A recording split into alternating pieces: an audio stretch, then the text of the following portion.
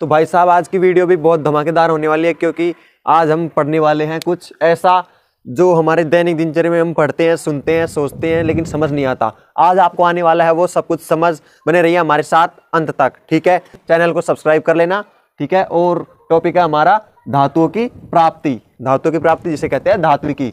Lesson number 3 है धातु एवं अधातु। लेसन का नाम है, ठीक है। तो देखते हैं धातुओं की प्राप्ति कैसे होती है। धातुओं की प्राप्ति होती है उसे कहते हैं धात्विकी, ठीक है। क्या कहते हैं? धात्विकी। इसमें हमारा सबसे फर्स्ट टॉपिक है खनिज। खनिज किसे कहते हैं उसके बारे में हम जानेंगे, ठीक है। बहुत ही आसान टॉपिक है और सबको देखने में कठिन लगता है। खनिज क्या होते हैं, अयस्क क्या होते हैं, खनिज लवण क्या होते हैं, ठीक है। ये सब कुछ आज इस वीडियो में हम डिस्कस करने वाले हैं और आपको समझ में आ जाएगा खनिज कैसे निकाले जाते हैं, खनिजों को निकालने के कौन कौन से चरण होते हैं, कौन कौन सी विधियाँ होती है, सब कुछ आप पढ़ने वाली है चैप्टर नंबर 3 में, जिसका नाम है धातु एवं अधातु। 10th क्लास की साइंस है, ठीक है। चैनल को सब्सक्राइब कर लेना। पिछली वीडियो भी हमने अपलोड की है इस चैप्टर की प्लेलिस्ट में, आपको सभी वीडियोस मिल जाएंगी, क्रम वाइज ढूंढने की जरूरत नहीं है, ठीक है। तो देखते हैं अपने टॉपिक पर आते हैं, ठीक है। टॉपिक क्या हमारा? खनिज। खनिज अर्थात खनिज किसे कहते हैं, खनिज की परिभाषा देखेंगे, ठीक है। क्या परिभाषा है? देखिए, धरती में प्राकृतिक रूप में उपस्थित तत्वों व यौगिकों को खनिज कहते हैं। जो धरती है, धरती में अंदर जो प्रकृति के द्वारा ही प्रदत्त है, प्राकृतिक रूप में जो उपस्थित तत्व व यौगिक होते हैं उनको ही खनिज कहते हैं। अर्थात जैसे कि धरती है, धरती के अंदर जो भी प्राकृतिक तरीके से जो भी तत्व या यौगिक बन चुके हैं उन्हें हम खनिज ही कहते हैं, ठीक है। जो भी खुदाई करने पर कोई भी निकलेंगे पदार्थ जिनसे लोहा बनता हो या उनको ही खनिज कहेंगे। खनिज अशुद्ध रूप में होते हैं, ठीक है। लेकिन जो निकलेगा उसे ही खनिज कहेंगे, उससे बनाएंगे फिर शुद्ध करेंगे उसको, आगे की प्रोसेस है वो। लेकिन खनिज किसे कहते हैं? जो प्रकृति में अशुद्ध रूप से पाए जाते हैं उन्हें ही खनिज कहते हैं। प्रकृति की खुदाई करने पर जो अशुद्ध रूप से पदार्थ पाए जाते हैं, तत्व पाए जाते हैं, यौगिक पाए जाते हैं, उन्हें ही खनिज कहते हैं, ठीक है।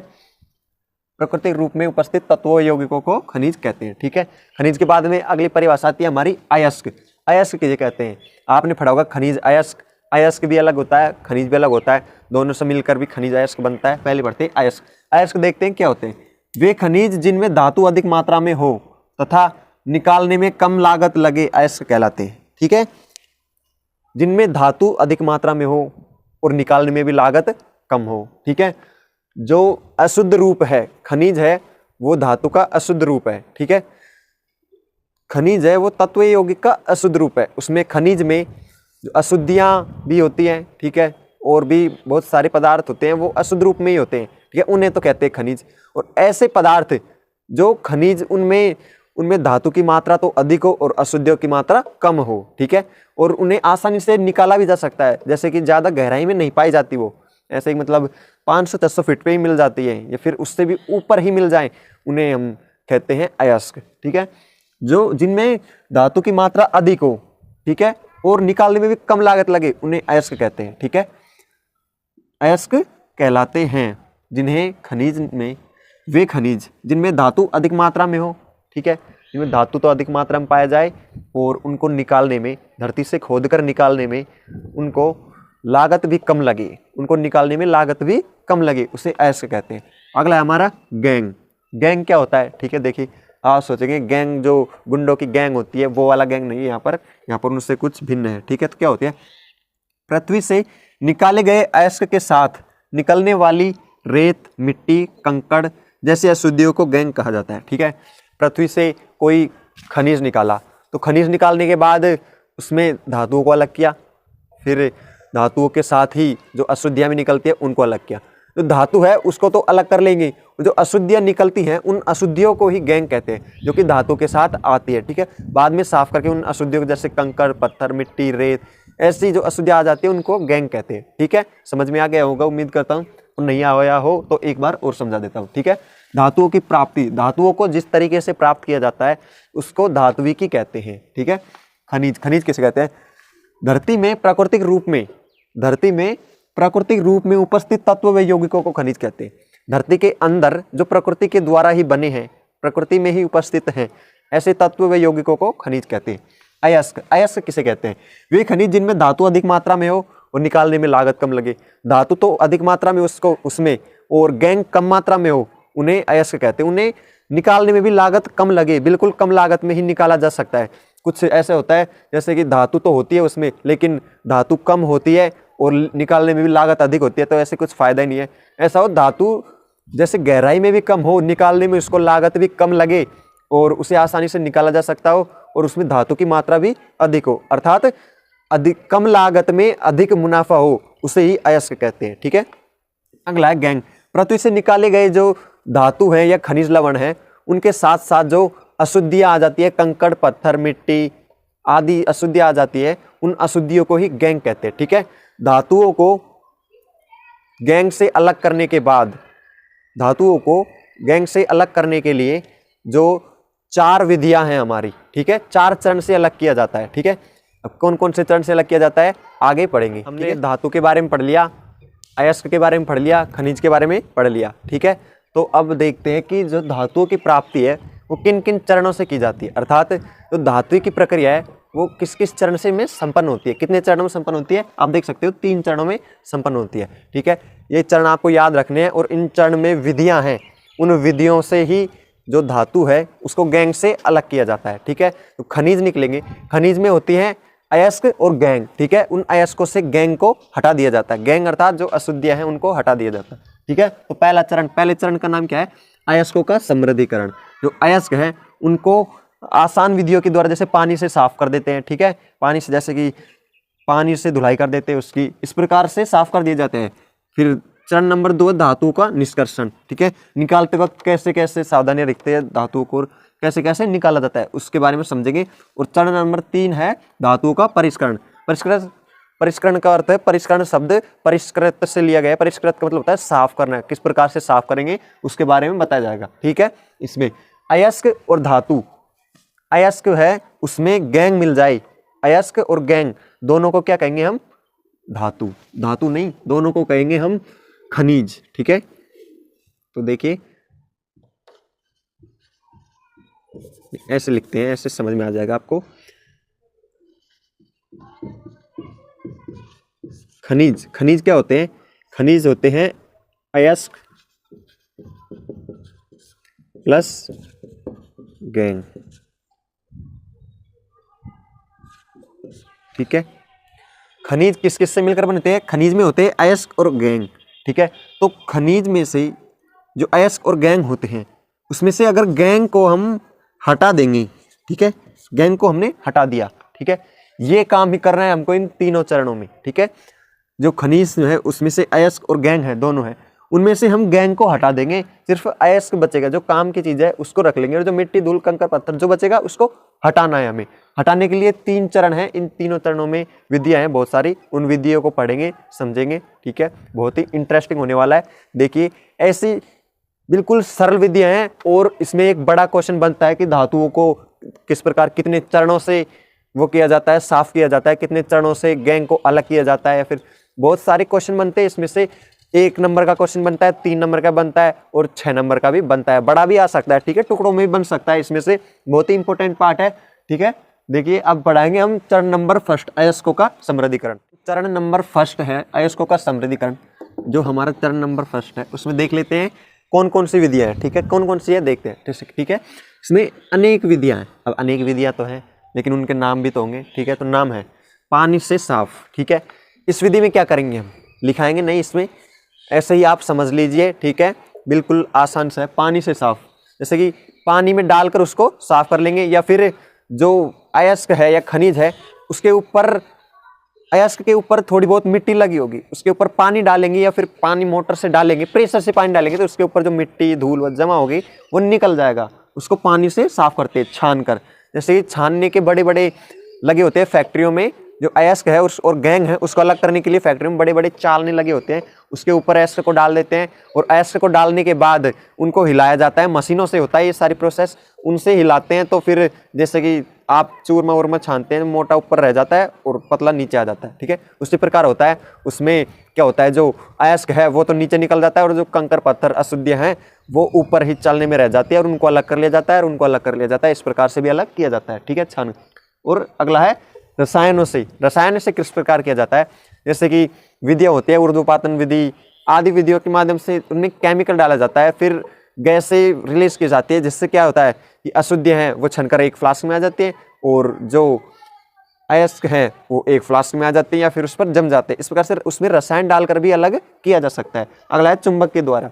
चुंबक के द्वारा भी किया जाता है। चुंबक के द्वारा केवल उन्हीं अयस्कों को किया जाता है जो चुंबक से आकर्षित होते हैं। इसमें क्या किया जाता है, एक बड़ी सी चुंबक होती है, ठीक है, फैक्ट्रियों में होता है ये सब काम, हमें यहाँ पर नहीं देखने को मिलेगा, हम इसे समझ सकते हैं केवल, ठीक है, ये सब फैक्ट्री में होता है। कैसे होता है मैं बता रहा हूँ आपको। एक बड़ी सी चुंबक होती है, ठीक है, और इसमें जैसे कि लोहा अयस्क है आदि को इसी विधि से चुंबक के द्वारा ये अलग करते हैं। कैसे करते हैं, लोहा अयस्क है उसको क्या करते हैं, चुंबक को उस जो खनिज है उसमें लगा देते हैं, ठीक है, जिससे क्या होता है कि चुंबक है वो लोहे के कण को तो अपनी ओर आकर्षित कर लेगी, ठीक है, और जो मिट्टी या गैंग अशुद्धियाँ होंगी उनको वहीं रहने देगी, इससे उससे लोहा तो अलग हो जाएगा और जो मिट्टी अशुद्धियाँ हैं वो वहीं पर रह जाएंगी। इस प्रकार इन तीनों विधियों के द्वारा जो खनिज है उनसे अयस्क और गैंग को अलग किया जाता है, ठीक है, गैंग को हटा दिया जाता है अयस्क से, ठीक है, और फिर वो शुद्ध रूप में क्या प्राप्त हो जाती है, हमें शुद्ध रूप में धातु प्राप्त हो जाती है, ठीक है।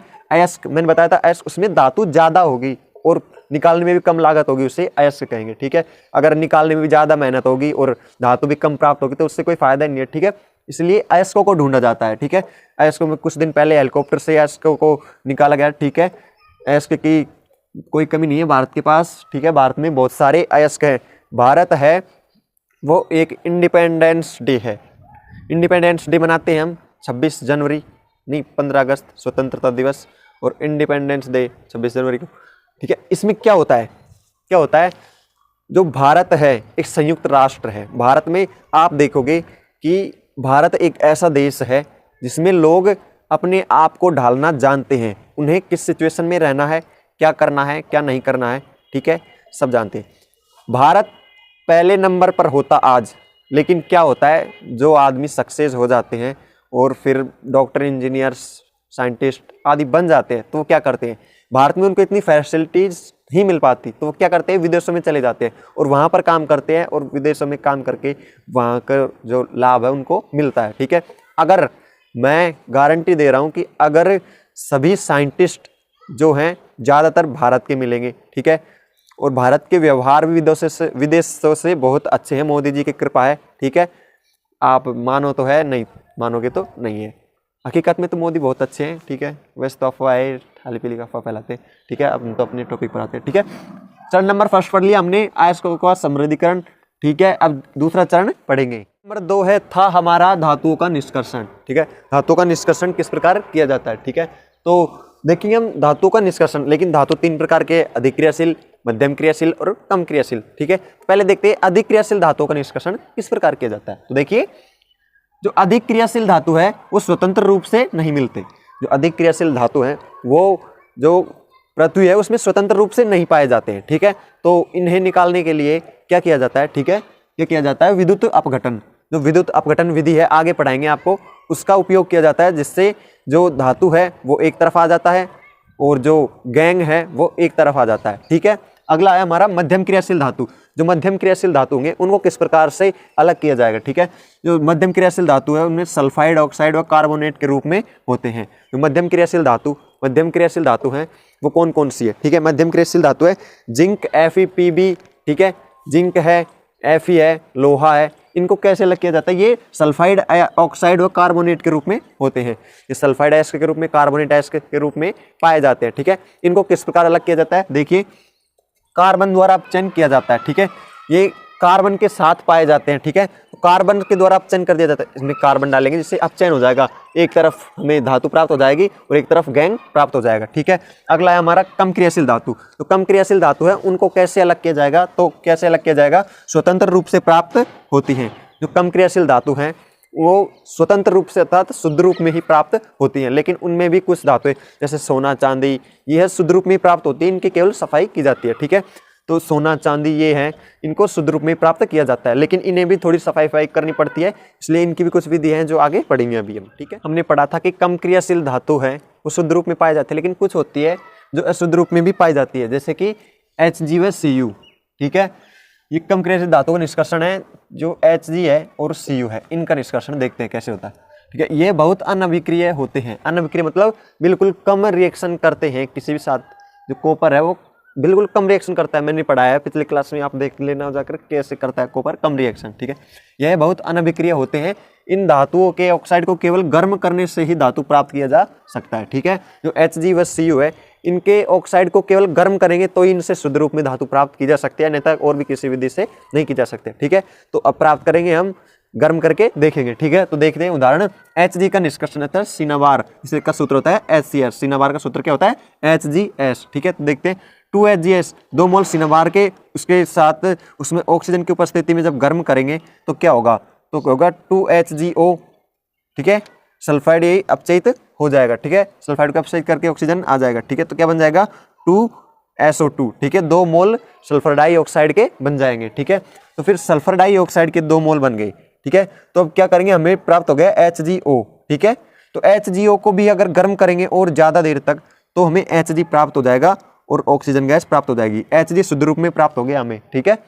और इसी प्रकार से हम Cu2S कॉपर डाई सल्फाइड से Cu का निष्कर्षण, ठीक है। इससे हम कॉपर का निष्कर्षण करेंगे, कॉपर को शुद्ध रूप में प्राप्त करेंगे, ठीक है। कैसे करेंगे, Cu2S के 2 मोल ले लिए हमने, ठीक है। इसमें ऑक्सीजन की उपस्थिति में इसको गर्म करेंगे तो 2 मोल कॉपर डाइऑक्साइड के, ठीक है। और ये SO2 गैस रिलीज हो जाएगी। ये SO2 गैस तो ऊपर की तरफ निकल जाएगी, ठीक है, ऊपर की तरफ चले जाएगी। मैंने पहले तीर का चिन्ह लगा रखा है, ठीक है। तो फिर आगे क्या होगा, तो 2Cu2O जो कॉपर डाइऑक्साइड है वो बना है, तो इसको और हम गर्म करेंगे, इसको Cu2S के साथ, ठीक है। तो क्या हमें 6 मोल कॉपर के प्राप्त हो जाएंगे, ठीक है। और SO2 गैस बन जाएगी, ठीक है। इस प्रकार होता है Hg और Cu का, जो गर्म करने पर इनको अलग किया जा सकता है, ठीक है।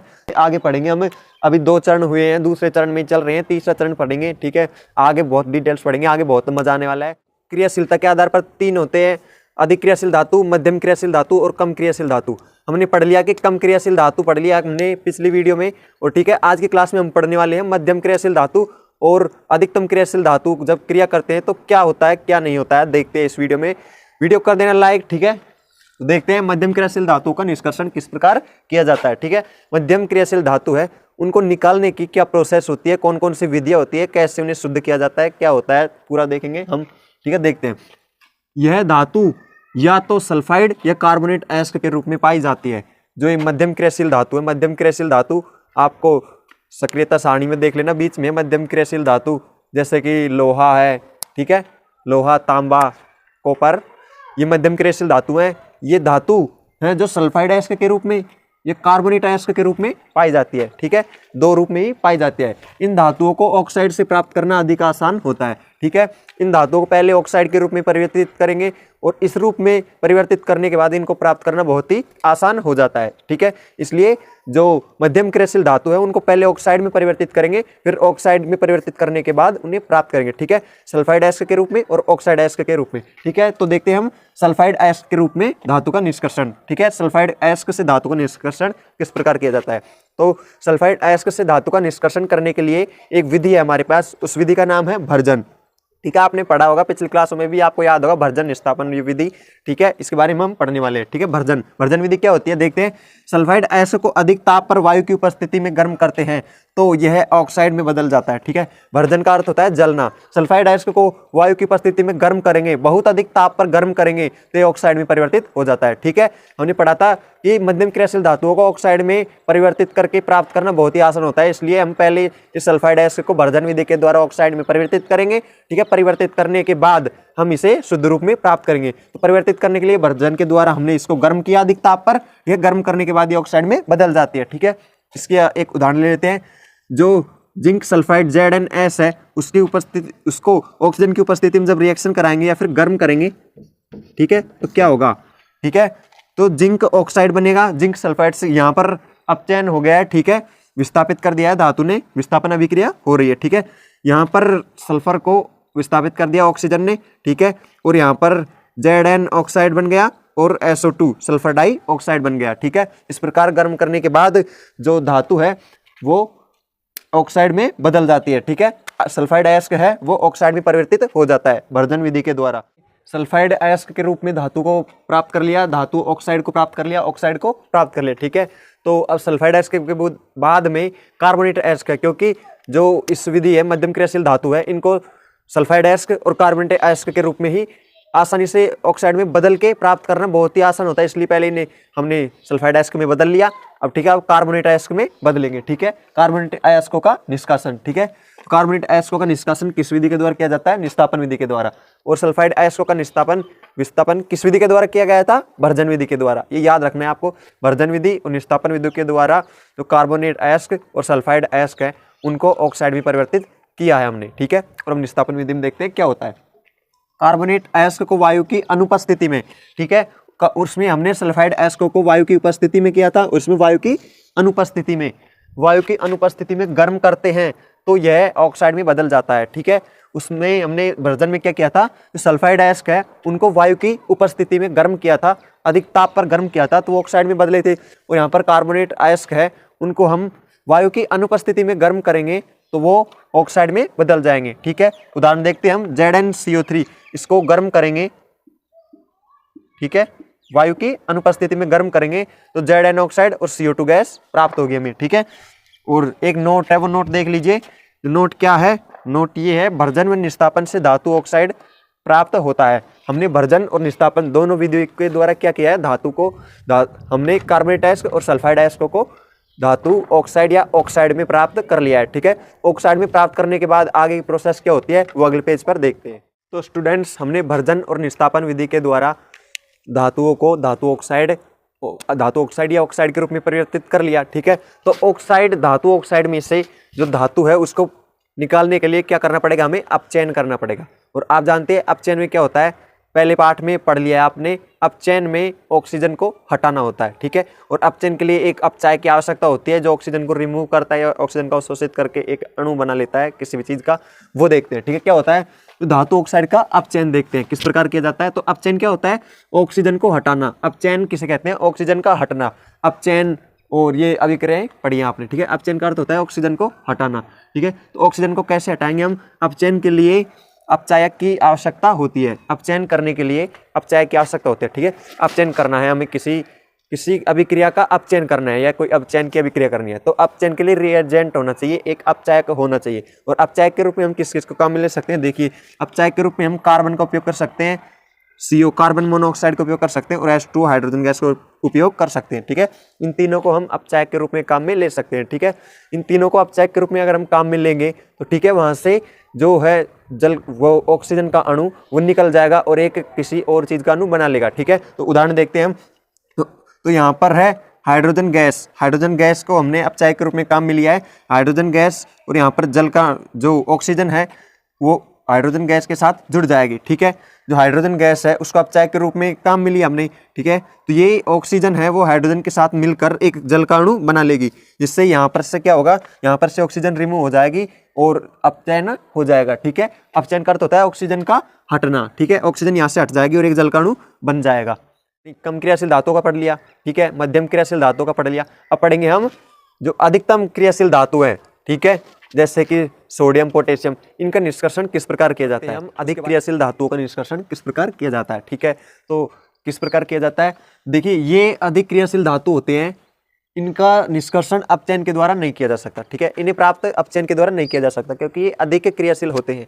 अपचयन के द्वारा प्राप्त करेंगे तो ये वायु के संपर्क में आ जाएंगे, जलने लग जाएंगे। ठीक है, आपको पता है सोडियम, पोटेशियम ये सब अधिक क्रियाशील धातु है, इन्हें केरोसिन के तेल में रखा जाता है, आपने पहले भी पढ़ लिया है। ठीक है, तो इनका अपचयन के द्वारा निष्कर्षण नहीं किया जा सकता, इन्हें अपचयन के द्वारा प्राप्त नहीं किया जा सकता। ठीक है, तो किस प्रकार प्राप्त किया जाता है? देखिए, इन धातुओं को विद्युत अपघटन विधि द्वारा प्राप्त किया जाता है। विद्युत अपघटन विधि के द्वारा इन धातुओं को प्राप्त किया जाता है। अब विद्युत अपघटन विधि क्या होती है आपने पहले भी पढ़ लिया और एक बार फिर से मैं बता देता हूँ। ठीक है, तो एक डायग्राम से समझाता हूँ, मैं एक डायग्राम बनाता हूँ।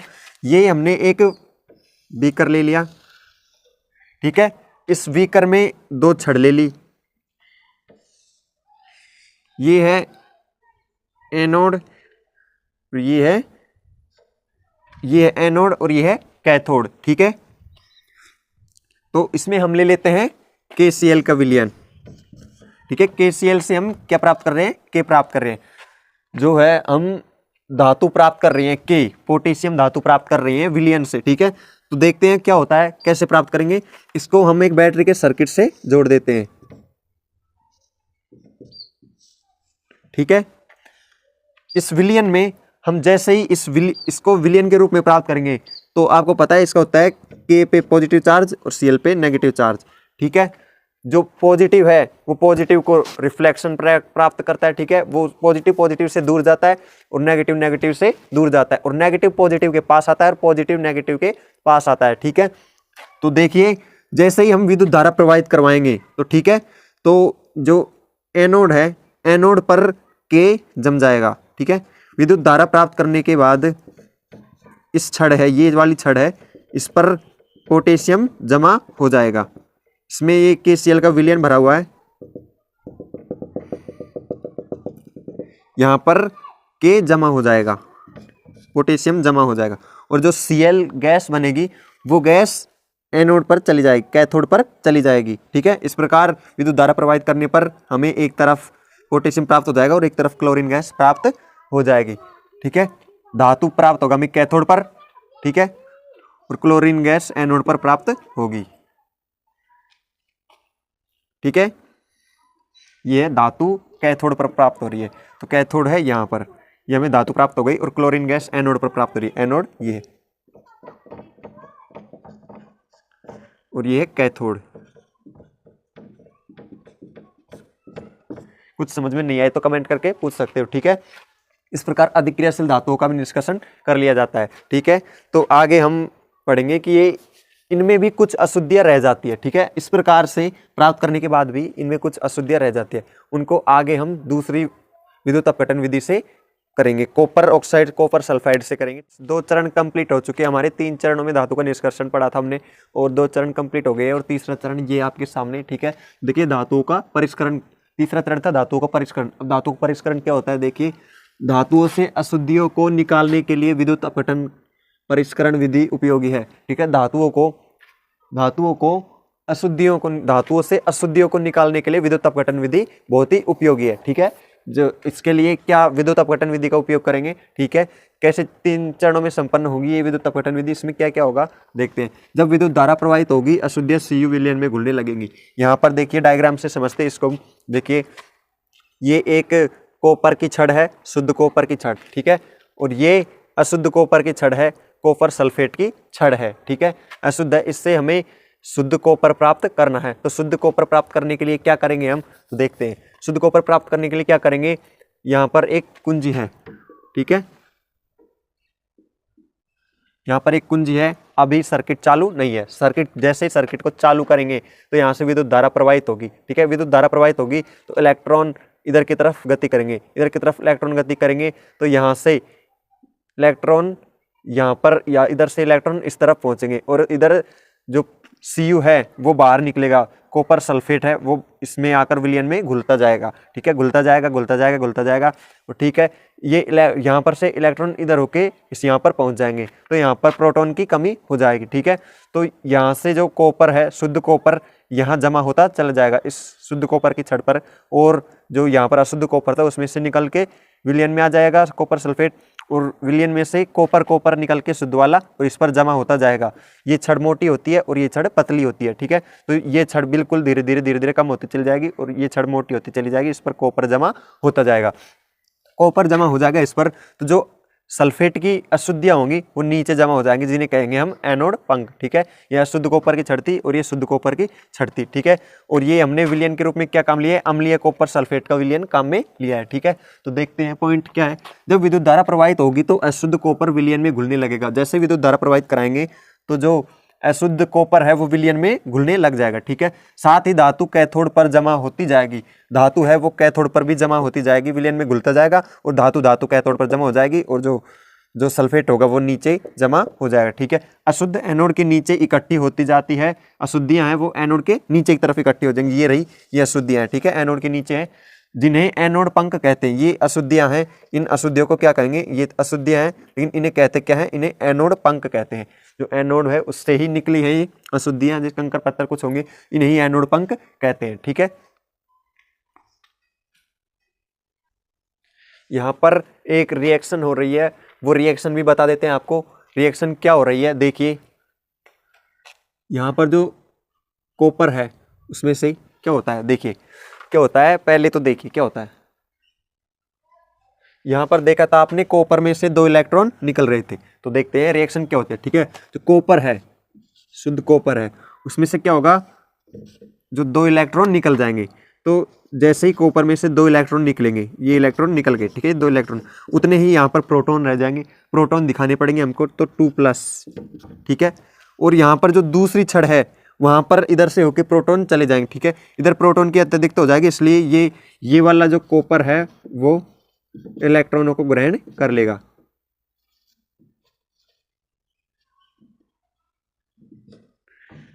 और यहाँ पर शुद्ध कॉपर प्राप्त हो जाएगी, ठीक है।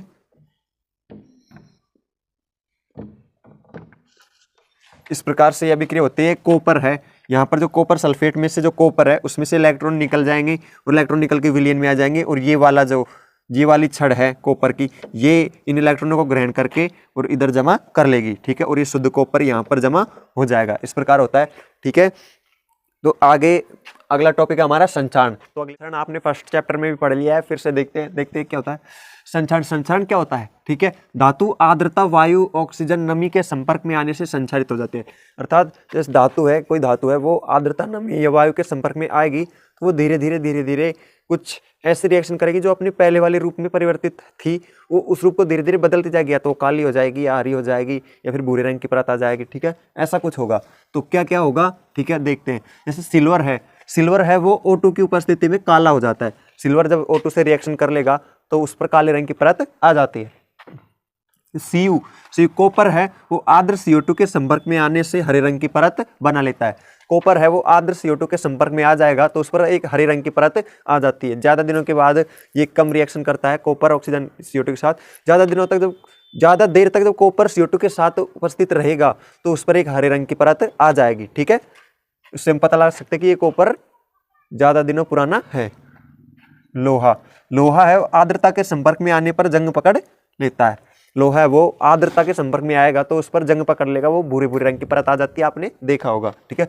संचारण से बचाव, संचारण हो तो जाता है इस प्रकार से, लेकिन उससे बचाव के क्या क्या उपाय हैं, किस किस प्रकार से हम संचारण से जो अपनी वस्तुएं या कुछ धातुएं उनको बचा सकते हैं, ठीक है। तो देखते हैं निम्न विधियां उनमें देखते हैं पेंट करना। जैसे कि लोहे के गेट होते हैं, उन पर पेंट कलर कर देते हैं तो वो संचारित होने से कुछ दिनों तक बच जाते हैं, ठीक है। तेल का लेपन करके भी संचारण से बचाया जा सकता है। यसाद लेपन एक विधि है। यसाद लेपन क्या होता है, जो लोहा है उस पर जिंक की परत चढ़ाई जाती है। लोहा है, लोहे और स्टील को मिलाकर, लोहे या स्टील पर स्टील को कहते हैं इस्पात, लोहे और स्टील पर एक जिंक की परत चढ़ाई जाती है जंग से बचाने के लिए, इसे ही कहते हैं यशद लेपन, ठीक है। क्रोमियम लेपन क्या होता है, क्रोमियम है उसके ऊपर भी लेपन कर दिया जाता है, इसे क्रोमियम लेपन कहते हैं। एनोडीकरण, जो एनोड है उसमें धातुओं को ज़्यादा देर तक रखते हैं तो वो उससे भी संचारण से उन्हें बचाया जा सकता है। मिश्र धातु बनाकर, मिश्र धातु का अर्थ होता है जो धातु हैं 2 या 2 से अधिक धातुओं को मिलाकर एक धातु बना देंगे, ऐसी धातु बन जाएगी जो ज़्यादा दिनों तक संचारित नहीं होगी, ठीक है। मिश्र धातु और यशद लेपन, इसके बारे में अगले पेज पर डिटेल से पढ़ते हैं। यशद लेपन क्या होता है यशद लेपन, लोहे व स्टील को जंग से बचाने के लिए, लोहा और स्टील है उसको जंग लगने से बचाने के लिए जिंक की परत चढ़ाई जाती है, इस प्रक्रम को यशद लेपन कहते हैं। लोहे व स्टील को जंग से बचाने के लिए उस पर जिंक की परत ऊपर चढ़ा दी जाती है, जिससे क्या है अधिक दिनों तक उस पर जंग नहीं लगती है। इसी जो विधि है उसको यशद लेपन कहते हैं। अगला है मिश्र धातु क्या होता है, यह 2 या 2 से अधिक धातु या अधातु का समांगी मिश्रण होता है। 2 या 2 से अधिक धातु या 2 या 2 से अधिक अधातुओं को मिश्रित करके एक धातु बना दी जाती है, जिसे मिश्रित धातु कहते हैं, ठीक है। कैसे बना दी जाती है, जैसे लोहा है तो लोहा और कार्बन, जो लोहे में अगर कार्बन को 0.05% मिला दिया जाएगा तो लोहा है वो और भी कठोर हो जाएगा, जिससे हथौड़े व आदि में पक्के लोहे का काम में लिया जा सकता है, लोहे को शुद्ध रूप से बनाया जा सकता है। स्टील है, स्टील को कैसे बनाया जाता है, लोहा और निकिल या फिर लोहा और क्रोमियम को जब एक कर दिया जाता है या दोनों को मिला दिया जाता है तो स्टील का निर्माण होता है। और पीतल कैसे बना जाता है, कॉपर और जिंक, जिसका जिंक को Zn जिसे जिंक कहते हैं, सी का अर्थ है कॉपर, ठीक है। कॉपर और जिंक है दोनों मिलकर पीतल का निर्माण करते हैं। और कांसा किसे कहते हैं, कॉपर और टिन दोनों मिलकर कांसे का निर्माण करते हैं, ठीक है। उम्मीद करता हूँ आपको ये वीडियो पसंद आई होगी और इसी के साथ हमारा चैप्टर नंबर 3 होता है कंप्लीट।